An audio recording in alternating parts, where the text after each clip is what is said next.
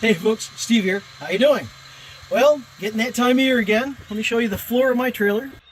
Leaves are creeping in. That means only one thing. It's getting colder. And being up here in the Northeast, it's certainly a consideration for my tool trailer. Unfortunately, not every year do I remember to do this, but it is the time to look around the trailer, and anything that can freeze, that should not freeze, needs to get gathered up and go inside. So like everybody else would do, at that point, when I have a job and the tool trailer is going to go with me that day or that week or that whatever, then I'm going to go into my walkout basement where I have a little workshop. I will store all my chemicals in caulks, things like that, grab what I need, and then I take it to the job site, use what I need, bring it back, put it back in until, probably March, I think. And then when March hits, then I can kind of restock the trailer, and then I'm ready to go for my season, which my season is the summer. Since I'm a full-time chemistry physics teacher, any other time, whenever I have jobs, I'm doing this. And it's a good life, I will say. Beautiful day today. I was out here doing some of the last of the yard work, as if it ever ends. It was time to jump into the trailer. Drop that lovely ramp door, put down that little hinge gap platform there, and then I'm able to roll out my two workbenches, which is my SMART bench and my SMART station. They are able to be rolled out because they are sitting on my custom-built ATST. That's the all-terrain SMART transport, and it's the transport cart for these benches. With those large 5-inch casters, I am able to actually then go out and wheel across the yard without any kind of a problem whatsoever. It really does that kind of a job, as well as just being able to take things in and out of the trailer that much easier. Once I rolled that out of the way, I have full access to the trailer. I had to get my blower out because I was using that. I just rearranged the nose cone a bit to get to the blower. I am pretty packed in this trailer. Other contractors are able to spread out quite a bit. We may have equivalent sets of tools, things along those lines. They may even have more, but because they have the added space, the added width, length, maybe even height, that they're able to just spread their tools out more, and they can pack what I am taking plus and not have to move things to get to other things. That is the idea, I think, behind Ron Paulk's trailer when you hear him talk. He wants basically what Adam Savage from Mythbusters and his YouTube channel tested. Great channel. If you haven't checked out Adam Savage, you need to look that one up. Really good ideas for builders, for makers, for contractors, as far as organization tools, things like that. I would recommend him. What Adam Savage calls first order retrieval, in the fact that you want to be able to just grab it, like just reach on, grab it, and you got the tool in your hand that you need at the exact moment. You don't want to have to open a drawer and move this out of the way, move that out of the way. You don't want to have to go into the back of the shelf and grab it because you got to move everything else. It's right there, ready to go. That's the idea behind this trailer. I think Ron Paulk pretty much has that, and many other contractors with trailers that are either styled after Ron Paulk's SMART system, or they've got their own system going, that it's pretty much based, whether they say it or not, it's based on first order retrieval, that you want to just grab things. And I'll give you a case in point. So these tool cubbies are based on that idea, and the fact that if I need that rafter saw, it's right there. You just grab it, ready to go. And in fact, I think I have a battery in it. My vacuum is right ready to go. My sanders are right ready to go, including that corded belt sander, one of my few corded tools in here. This is not first order retrieval. These are my two cordless routers. They're identical except for one has the plunge base. But notice I have that clamp right there. I put that clamp there because they're tippy, and the fact is that I have two of them, and one always tips out if I'm driving around, so I have to do that. This is not first order retrieval. So I'm violating the sanctity of the system. However, I've got to be practical. In the end, it's got to work for me. So Ron Paulk's system, and I'll promote that anytime and every time. It's a system that I've embraced. I've worked with it now for 6+ years, and it absolutely works. With his system, truly, all of these cubbies you may have multiple tools in a cubby, but the cubbies are deep enough to where you do not have a tool that is right at the edge. Now, this one, of course, is proud, but right at the edge, right at the edge. And because they're not right at the edge, he does not have the tipping problem. I do, because of the way I have to pack my tools in, because I have less cubby space than he does. He has 3 tiers, I have 2. His are all longer, mine are both shorter. So with the tools that I have, maxed out as I am, I do have the problem, they tend to tip out because I'm not a careful driver, and our roads around here, like many roads, are not perfect. So first order retrieval for tools is a wonderful goal to try and achieve on any level. And I've achieved it fairly well. I think I'm about 50%, if I had to put a number to it, first order retrieval, in that the tool I need, I can lay my hand on right away. So this rafter saw, first order retrieval, wonderful. However, behind it is my power plane. I guess taking the cue from Adam Savage, that would be second order retrieval. And that's not the truism. You have first order retrieval if you have to move something to get something else. Well, in the next trailer, I believe I will be able to expand and get much, much closer than 50% to first order retrieval. And more of my tools that I have to move now will have their own home, and they will be right there ready to go, just like the rafter saw. All right, folks. Well, I have to really kind of dive in and figure out where the chemicals are, and I have to grab a couple of buckets, I think, to transport those chemicals in. It is an absolutely beautiful day, and I'm really happy to do this. And then after this, I think we're setting up our Christmas tree, and it's before Thanksgiving. So, oh wow. I've never done that before. Normally, it's the week before Christmas. So this will be very cool. You stuck with me this long, I will move a couple of things and I'll give you a quick kind of just zip around tour. I'm not going to dive into anything very deeply at all, but it's been a while, so I'll just give you a quick tour with my level of organization with the tools that I have, and I'll just kind of fly around quick, probably with a little bit of commentary, explaining to you what you're seeing, especially if it's not so obvious. All right, let me move a few things because I am packed pretty tight, and then I'll give you that tour. The three big things that I had to move out of the way right now, which do not have a home in this trailer, and the trailer's just too small for them to have a permanent home out of the way, are these three things. I have a 4-foot double-sided step ladder. I have a 4-foot aluminum plank that adjusts for height, but it's only 4 feet long. It doesn't adjust for length. And then I have my table saw cradle that works with the SMART benches. So that's a SMART cradle, and that works with either of those two SMART benches. And that fits this particular table saw right there. I do have a build video on that cradle. I have made the transition now to actually carrying my cordless miter saw on board as opposed to my corded miter saw, because this is the saw, as you can see, is actually attached to that plywood platform that indexes into my SMART station. It's senseless to carry the SMART station if I am not carrying this miter saw that works with that system. My corded did not, because it didn't have that platform. Starting on this side, I have a 6-foot drawer down there, and that inventory is probably slightly out of date now because I did rearrange some things in both of my long drawers. I have a couple of my long third hands. I have a little bit of long PEX piping there, and my 6-foot level. On back, I have a variety of chemicals, mostly lubricants, cleaning, and insecticide. There's my light switch for the trailer that activates all the lights, and as long as I'm plugged into shore power, that receptacle is always hot. It is not controlled by that switch. Pulling my extension cord out, I am plugged into shore power right there. Countertop currently is full. It's morning, I'm drinking coffee. That system right there that you see with the rolled up rubber and then the mounting bracket, this is to mount my spare tire onto the trailer itself, up onto the nose somewhere. Currently my spare tire lives in the back of my truck right there. Other than that, I typically have these magnetic parts bins right there just so I can throw random screws or whatever, and that just holds it there until I need it. Over here I have some narrow shelves, and here you just simply see I have a lot of spare stuff, glasses because I can't see anymore, reference material, notebooks, lots and lots of pencils and markers. Typically, I carry a couple of utility knives for use around the trailer, and then I have just some grab-and-go tools, and these tools typically are to be used around the trailer, not necessarily that I'm loading my work belt with them.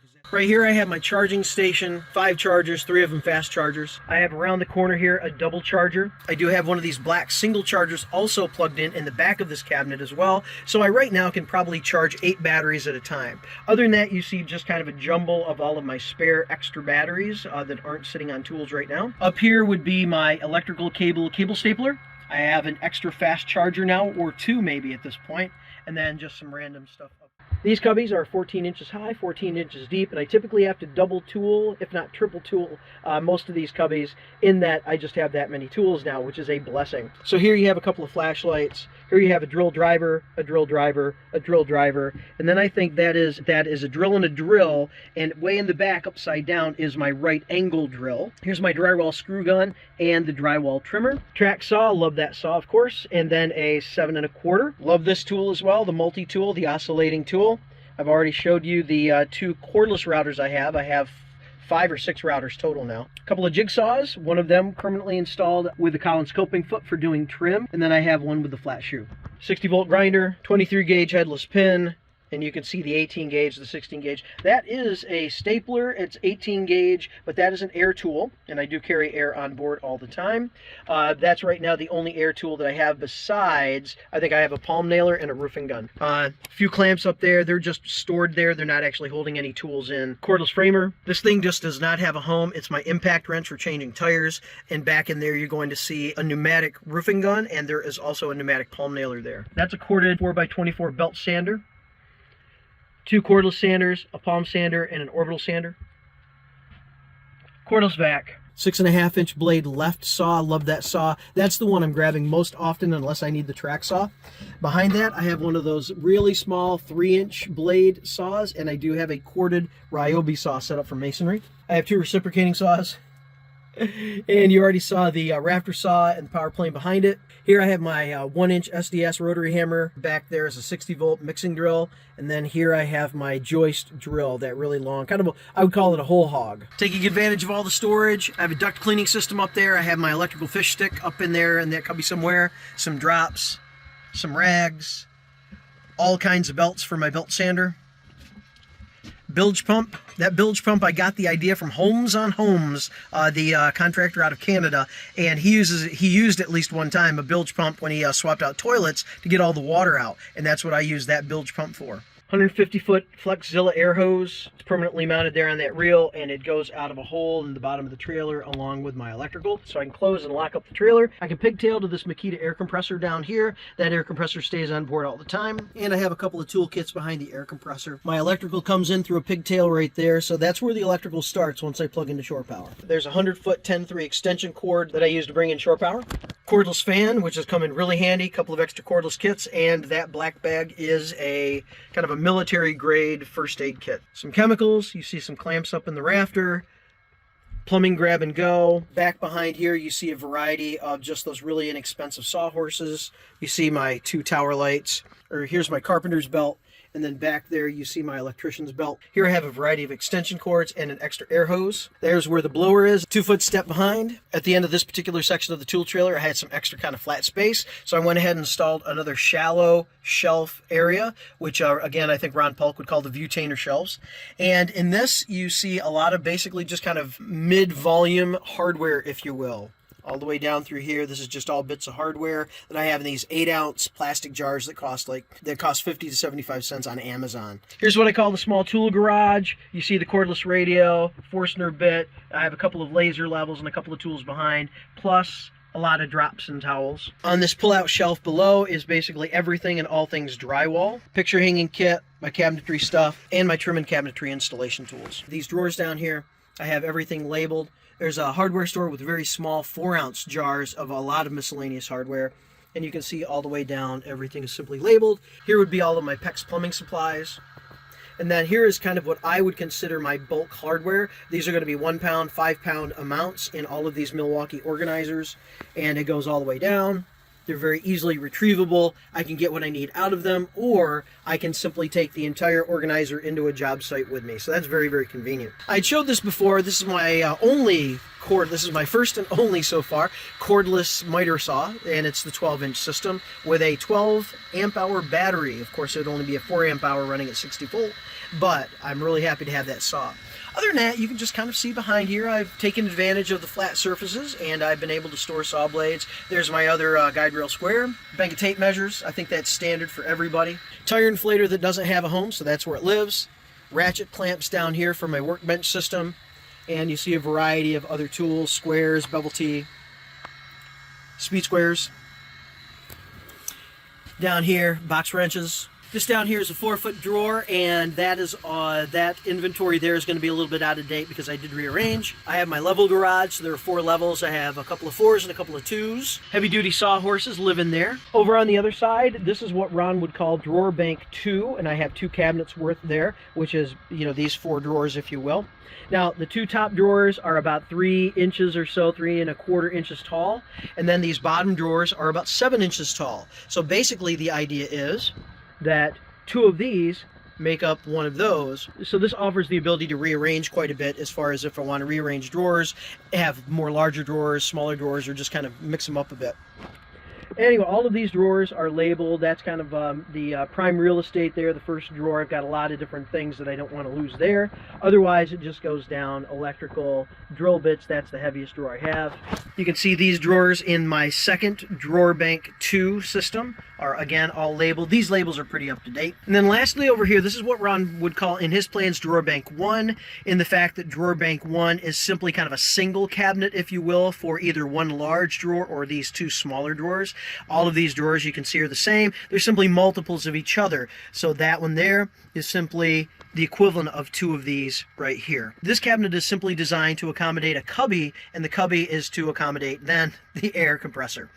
On the air compressor, you can see that I have a couple of the kind of the thin set or the concrete mixing bins. And then aside from there, you can see I have a couple of buckets and things like that. On top of the right side of the trailer, I've taken advantage of this storage, short and mid-size track there for the DeWalt track system. I've got a couple of T-squares up there, an adjustable and a 2-foot. Other than a couple of miscellaneous things, there you go. It's been a long time since I've wandered around the trailer with a camera and a voiceover. So there you go. Hope you enjoyed it. Love the system. I can't imagine adopting any other system. So whenever I get that next trailer, just looking forward to doing a brand new from scratch Ron Paulk SMART trailer system in its actual proper size, because my trailer will be the 8.5 wide by 12 foot with a V-nose, as much height as I can get. So I will be able to do as nearly as I can an official SMART trailer build out. I will, though, slightly modify, because I do have some ideas for that new trailer up here somewhere in the nose cone. You know, in the new trailer, I certainly would love to have like a little station of maybe a little cube fridge, microwave, possibly like a Keurig for a coffee pot. So at least in the months that will support that I'd be able to be on the job site and just kind of stay there, have lunch, make coffee at any point I want to. That would be a luxury. Also, I'd like in the nose cone to have a little bit of an office area somehow. Just a little bit more of a countertop and a little bit of an area where I could do maybe a filing system, and then somewhere up in here, which of course this is all taken up with a lot of stuff here, that I would love to be able to have a small screen mounted to where I could Bluetooth onto it and watch a YouTube video on how to do that new plumbing thing that I don't know how to do, or I could sit in here and just have it as a man cave, a portable, mobile man cave.